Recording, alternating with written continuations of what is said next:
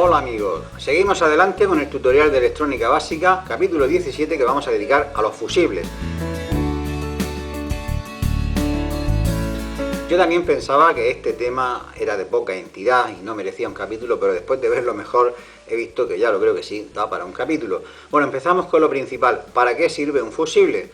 Pues un fusible sirve para proteger un circuito de un consumo excesivo provocado por alguna anomalía, por ejemplo un cortocircuito, de manera que la intensidad se eleva muy por encima de lo normal y sabemos que una corriente eléctrica por efecto Joule produce calor.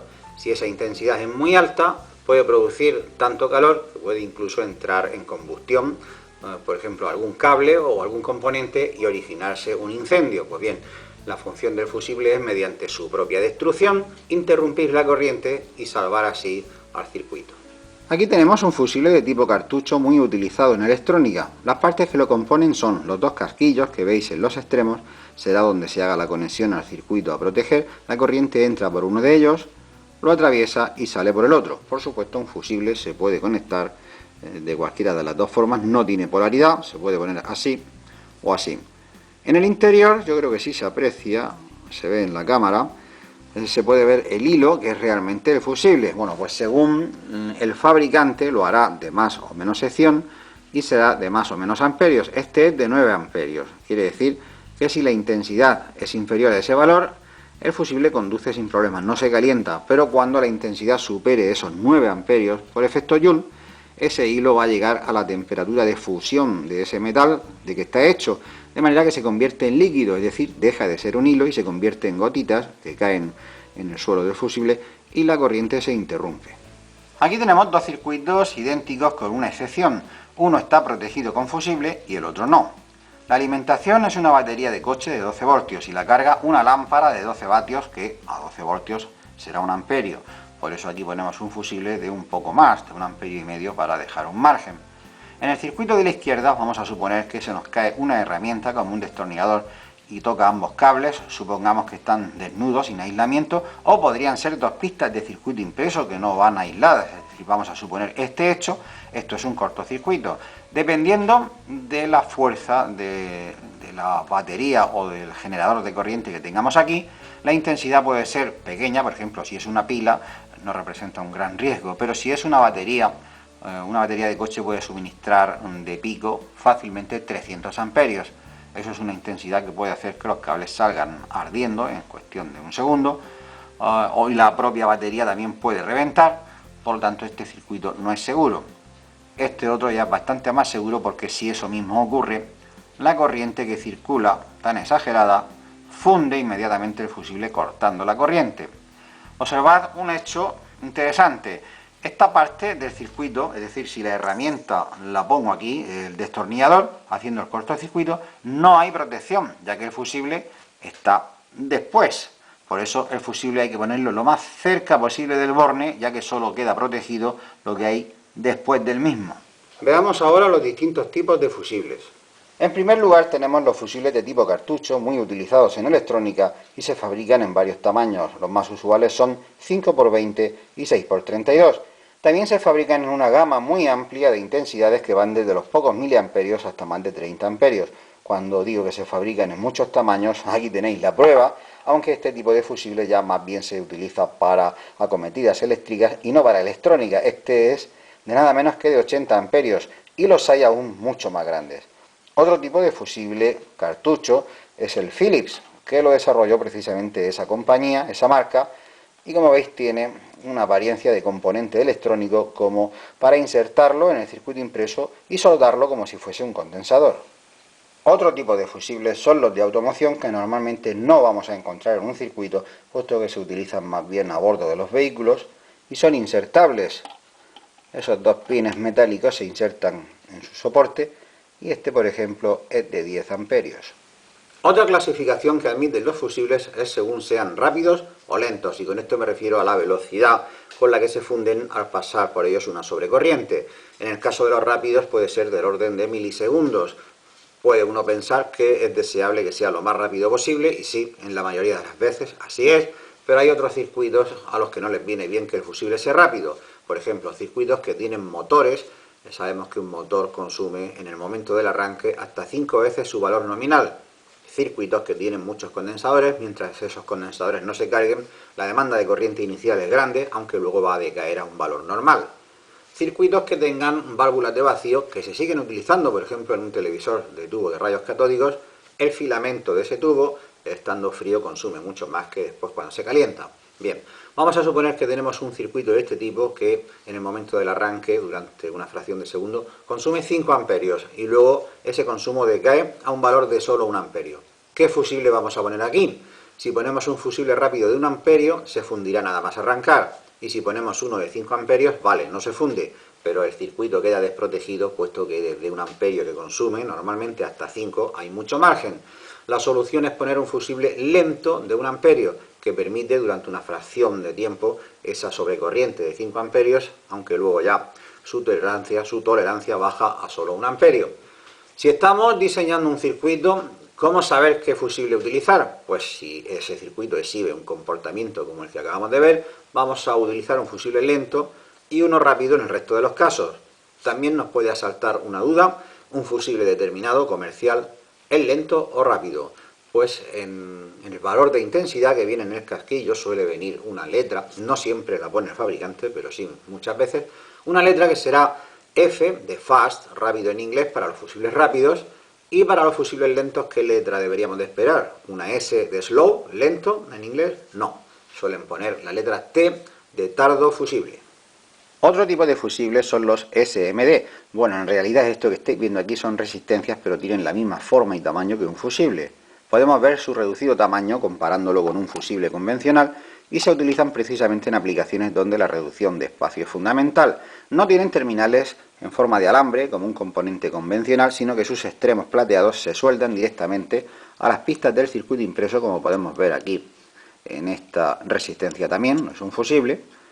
Y los fabricantes acostumbran a poner un código en la parte central, que consiste en una letra o un número, para designar la intensidad. En pantalla os pongo una tabla con los valores más habituales, donde podemos ver la intensidad que va desde los 0,2 amperios de la letra B hasta la letra U con sus 3,15 amperios. Otro tipo de fusibles serían los de alta potencia, que a su vez pueden ser de baja, media y alta tensión. Manejan intensidades que pueden ser de miles de amperios a miles de voltios, y un ejemplo de uso sería en el mundo ferroviario, los tranvías eléctricos, trenes eléctricos. Fusibles de este tipo pueden llegar a tener un peso de varios kilogramos y ser bastante grandes. Normalmente un electrónico que se dedique a la electrónica de consumo, como nosotros, no va a tener que vérselas con estos fusibles, con alguna excepción. Por ejemplo, los hornos microondas tienen un fusible que no solamente manejan tensiones bastante altas, del orden de 5000 voltios, sino que además lo hacen a una potencia considerablemente alta. Aquí tenemos un fusible de microondas típico, viene con su funda protectora, los cables más los conectores Faston para conectarlos al lugar correspondiente, y el verdadero fusible está dentro. Lo vamos a destapar y vemos ahí el fusible, lo podemos sacar, y comparándolo con uno normal de 5×20 de 220 voltios, vemos que el de microondas es mucho más largo. ¿Por qué? Porque ya hemos comentado que por aquí vamos a conectar 5000 voltios más o menos. Si fuese tan pequeño como este, en caso de que se corte, saltaría un arco de un polo al otro. Al tener esta distancia mayor nos aseguramos que no salte ningún arco. Este fusible tiene un precio en el mercado de unos 2 euros a 5 euros, dependiendo de si solo compras el fusible o lo compras con todo el kit, es decir, con la funda y con los cables y todo. Este precio relativamente bajo hace atractiva la posibilidad de repararnos nosotros mismos nuestro horno en caso de que este sea el componente que provoca la avería. En este mismo canal de YouTube tengo un vídeo dedicado a la resolución de las averías más frecuentes en un horno microondas, vídeo que por cierto tiene ya más de 800.000 visitas, cuyo enlace os dejo en la descripción. Allí vamos a ver bastantes cosas, pero sobre todo al inicio, el protocolo de seguridad para evitar accidentes, puesto que la alta tensión de un horno a microondas es letal de necesidad. No tiene nada que ver con la alta tensión presente en un televisor de rayos catódicos, con la chispa en la bujía en un motor de gasolina o con esos dispositivos que matan mosquitos. No tiene nada que ver. La alta tensión del microondas es mortífera totalmente, por lo tanto mucho cuidado con esto. Bueno, este fusible de alta tensión va conectado entre el transformador de alta tensión y el magnetrón, que es el dispositivo que genera las microondas.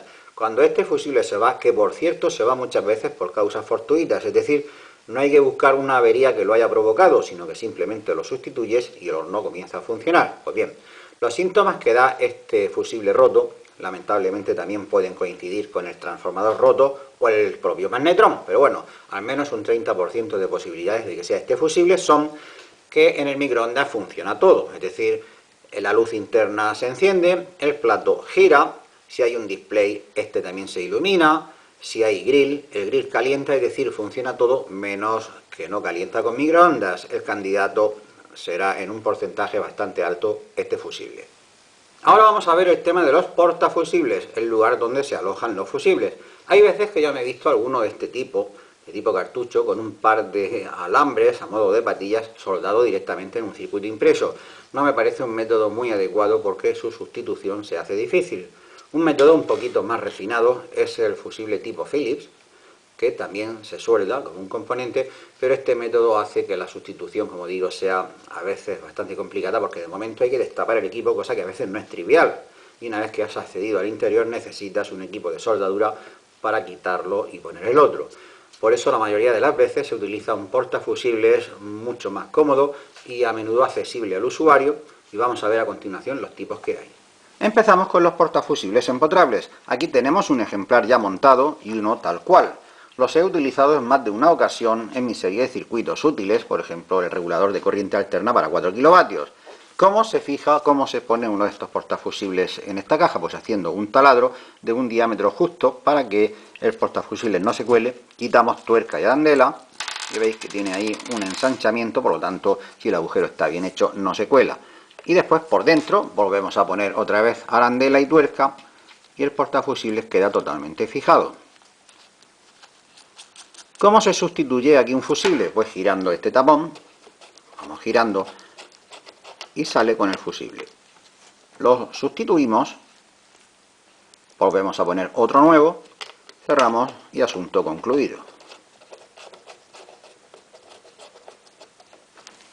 Un segundo tipo de portafusibles es el aéreo, que no se sujeta a nada, ni en el circuito impreso ni a una caja, como su nombre indica, van al aire, simplemente en un cable, y se utilizan mucho en automoción para los equipos de música, y hay al menos de dos tamaños, para fusible de 32 milímetros y el pequeño de 20 milímetros. Están formados por dos partes que ahora mismo están unidas y se separan apretando así hacia adentro, girando ahora, y el propio resorte que lleva separa ambas partes. El fusible aparecerá en una o en otra. Bueno, lo sacamos y lo podemos sustituir. Lo mismo en el fusible pequeño, apretamos, giramos y sale. Ahí lo tenemos. La forma de cerrarlo, lo mismo pero a la inversa, aunque a veces cuesta un poquito de trabajo encontrar el punto donde entra, pero bueno, una vez que entra, igual, lo giramos y queda trabado. El otro lo mismo. Eso. Y el tercer tipo de portafusibles es el de circuito impreso. Aquí tenemos uno ya colocado y aquí uno al aire, que lleva su fusible jam, lo podemos quitar tirando de él. Aquí aparecen como dos pinzas que son los que sujetan al fusible, lo ponemos así apretando, y por el otro lado vemos los dos pines de conexión para soldarlo al circuito impreso como un componente normal. Algunos llevan un capuchón de plástico aislante para proteger, otros no, así. Este en cambio no lo lleva. Bueno, da igual, la forma de quitarlo, pues igual, tirando de él con unas pinzas, con las manos si pudiéramos, así, o si no, con unos alicates aislados, sobre todo si hay sospechas de que hay tensión, aunque por supuesto esta operación siempre tenemos que hacerla sin conectarlo a red. Tiramos sin presionar mucho para que no se rompa, lo revisamos, si está bien, como si hay que poner uno nuevo, lo colocamos en su sitio y ahora apretamos. Vamos a ver los parámetros fundamentales de un fusible sin entrar en muchos tecnicismos, y lo digo porque es sorprendente la cantidad de información que puede tener un fusible, aunque parezca un componente tan sencillo. Si entras en una página de especificaciones de un fusible te puedes quedar apabullado de la cantidad de tablas, gráficos, curvas y de todo, tremendo, o incluso más que un semiconductor complejo. Como esto es un tutorial de electrónica básica, vamos a ver los parámetros básicos, que son tres: intensidad, tensión y velocidad de respuesta. El primer parámetro, y también el más importante, es la intensidad. Me refiero a la intensidad que soporta el fusible sin romperse. No conviene hacer trabajar a un fusible en su límite, porque en ese caso el hilo se puede poner muy caliente y haber una caída de tensión, pérdidas eléctricas, aparte de que el fusible acortará su vida. En pantalla os pongo una tabla donde vemos los valores más normalizados en los fusibles, que van desde unos 10 miliamperios, realmente muy poca corriente, y va de salto en salto, muy poco cada vez, después los saltos se van espaciando cada vez más, hasta llegar a unos 30 amperios, esto hablando siempre de fusibles tipo cartucho. El segundo parámetro es el voltaje, la tensión del fusible. Hay fusibles para 12 voltios, 32, 220, 300, 600... He visto debates bastante encendidos, muy activos, sobre si importa la tensión en un fusible, porque se suele decir que si un fusible, por ejemplo, es de 3 amperios, se va a fundir con 5 amperios, ya sea a 12 voltios o a 400, cosa que es cierta. Mientras todo va bien, el fusible no importa de qué tensión sea. El problema está cuando se funde. Acabamos de ver hace un momento que los fusibles de microondas, que trabajan con 5000 voltios, son mucho más grandes que los habituales de 240, precisamente para evitar que cuando se rompan salte un arco eléctrico entre los extremos. Por eso sí importa la tensión, sobre todo cuando se rompen. De esta manera podemos utilizar un fusible de una tensión alta para una aplicación menor, pero nunca al revés. Es decir, no podemos utilizar un fusible de automoción de 12 o 24 o 32 voltios para una aplicación de 220, porque lo más probable es que si se interrumpe salte un arco voltaico entre sus bornes. Y el tercer parámetro es la velocidad de respuesta, es decir, si el fusible es lento o rápido, cosa que ya hemos visto en un apartado anterior. Un tipo de fusible, algo especial que no hemos visto en el apartado anterior y no quiero pasar por alto, es el fusible térmico. Estos fusibles no se funden por acción de una corriente excesiva, sino de un calor excesivo. Se suelen montar, se suelen fijar precisamente cerca de elementos calefactores, y la alimentación de ese elemento calefactor se hace pasar en serie por ese fusible, de modo que cuando se supera una temperatura para la que está prefijado, se interrumpe la corriente y el circuito se libra de una avería más grave o incluso de un incendio. Aquí tenemos una pequeña colección de fusibles térmicos. Se fabrican para temperaturas desde unos 65 grados hasta unos 240, en saltos de poco, de 4, 5, 6 grados, de modo que hay un montón de valores disponibles. Este, por ejemplo, es de 228 grados, y estos fusibles, cuando se interrumpen, hay que sustituirlos, es decir, se destruyen. Otro tipo de fusible, que en realidad se llama termostato, es este. Tiene la ventaja de que cuando se enfría se rearma, es decir, no se destruye. Y los hay de dos tipos. Los hay que en frío están desconectados y se conectan al calentarse, y al revés, los hay que en frío están conectados y se desconectan cuando se calientan. Gracias a estos dispositivos, más de una plancha, una cafetera o un microondas no han salido ardiendo. Y me gustaría mencionar, aunque solo fuera de pasada, un último tipo de fusible, el fusible electrónico. Aquí no hablamos de un componente, como hemos visto hasta ahora, de usar y tirar, sino que es un verdadero circuito, normalmente basado en algún integrado que otro. Este circuito tiene una gran ventaja frente a los fusibles tradicionales. La primera es su gran velocidad de respuesta, que permite proteger incluso semiconductores, algo que no va a hacer un fusible basado en el efecto Joule. La segunda ventaja es que no tiramos nada, simplemente se rearma o bien pulsando un botón o desconectando la alimentación y volviéndola a conectar. Y la tercera ventaja es que se suele poder programar el margen de intensidad, de modo que es bastante versátil. El inconveniente no podía faltar, y es que es más caro, más voluminoso y más complejo que un fusible convencional. Todos los que nos hemos dedicado en alguna ocasión a reparar equipos, aunque sea en forma amateur, nos hemos encontrado en alguna ocasión con que destapas el equipo y donde debería de haber un fusible hay una vuelta o dos de hilo, de cobre o de alambre, a veces bastante grueso. Esto a mí personalmente me parece una total falta de ética, aparte de poner en peligro no solamente el equipo, sino a personas, porque se puede originar un incendio. Mi consejo de corazón, si te dedicas a reparar, aunque sea, ya digo, esporádicamente, con cierta regularidad, es que te hagas con una caja clasificadora para tener los fusibles más habituales. Por ejemplo, 1 amperio, 2, 3,15, tanto en formato largo como en formato corto, y tanto en rápido como en lento. Ganarás en seguridad, ganarás en seriedad, puesto que nadie te puede acusar de hacer semejante chapuza, y también en comodidad, puesto que no tendrás que salir corriendo a la tienda cada vez que necesites un fusible. Como no, los fusibles, como componentes que son, tienen un símbolo para ser representados en los esquemas. Aquí tenéis los más habituales, y cuestión de gustos, yo suelo utilizar este.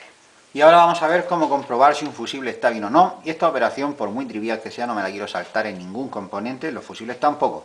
La inspección visual puede ayudar, pero no es muy fiable. Lo mejor es medir con un instrumento. Vamos a usar el polímetro, y una forma de hacerlo es la escala de continuidad. Aquí Si el polímetro pita, es señal de que hay una resistencia muy baja, que es lo que debemos esperar de un fusible, prácticamente 0 ohmios. Muy bien, este fusible está correcto. Este otro fusible está cortado, así que el polímetro no pitará. No pita. Otra manera de medir si un fusible está bien o no con el polímetro es hacerlo en la escala de resistencia. Vamos a poner un valor bajo y debemos obtener un valor de prácticamente 0 ohmios. Aquí no podemos obtener un valor intermedio, o 0 o infinito. Bueno, este pequeño valor residual de 0,6 ohmios me lo da el polímetro incluso sin fusible. Es decir, podemos decir que está midiendo 0 ohmios, este fusible está bien. Ahora el otro nos dará infinito. Exacto. Este está mal. Una tercera manera de medir un fusible es en funcionamiento, es decir, con tensión. No hace falta repetir las medidas de seguridad que tenemos que tomar cuando medimos con tensión, ya sea alterna o continua, según el caso. Pondremos una punta de prueba en el común y la otra en ambos bornes. Debemos leer exactamente el mismo valor de tensión en ambos casos. Si hay una diferencia de tensión, o en una es 0 y en otra un valor determinado, el fusible estará cortado. Y con esto llegamos al final del capítulo 17 de los fusibles. Parecía que el tema de los fusibles no iba a dar mucho de sí, pues todavía se puede hablar muchísimo más sobre ellos. ¿Qué os voy a decir? Dadle like si os gustó, compartidlo con vuestros amigos porque esto la verdad me ayuda muchísimo a seguir adelante en YouTube y nos vemos en el capítulo 18.